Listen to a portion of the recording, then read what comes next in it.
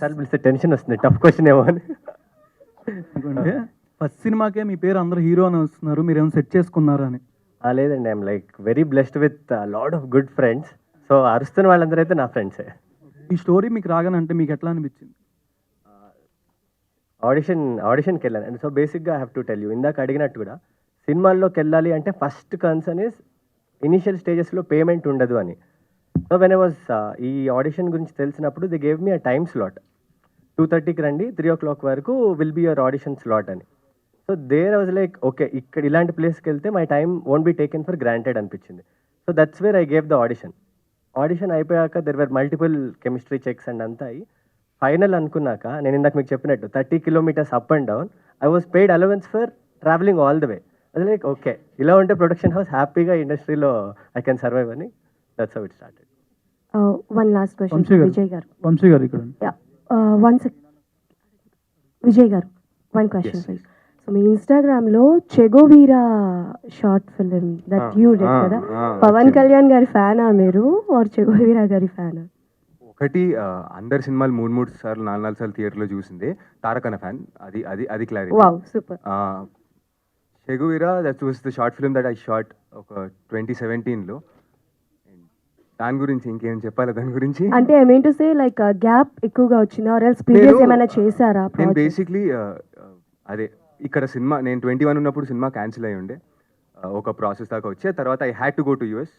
అక్కడికి వెళ్ళినాక కూడా మళ్ళీ ఉద్యోగాలు చేద్దామన్న, అంటే సాఫ్ట్వేర్ ఉద్యోగాలు ఎందుకో ఎక్కువ నాకు మైండ్కి, యాక్టింగ్ స్టూడియోలు అని చెప్పి అవని చెప్పి ఇవని చెప్పి అవి తిరిగా. అక్కడి నుంచి మళ్ళీ I had a chance here ఇంకో సినిమా గురించి అన్నప్పుడు ఐ కేమ్ బ్యాక్.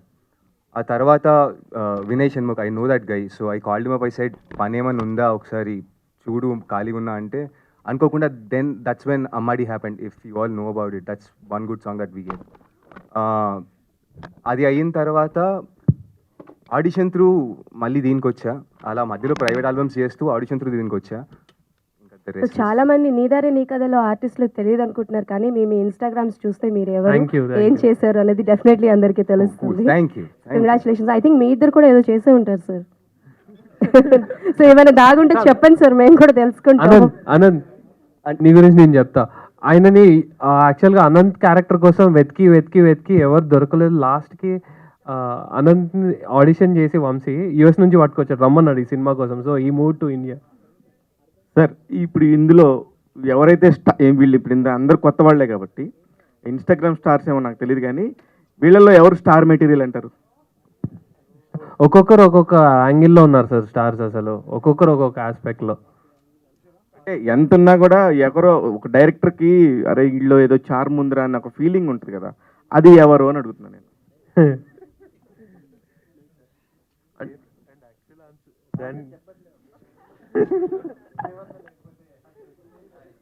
సార్ యాక్చువల్గా మీరు అందరు మిస్ అవుట్ అయ్యారు.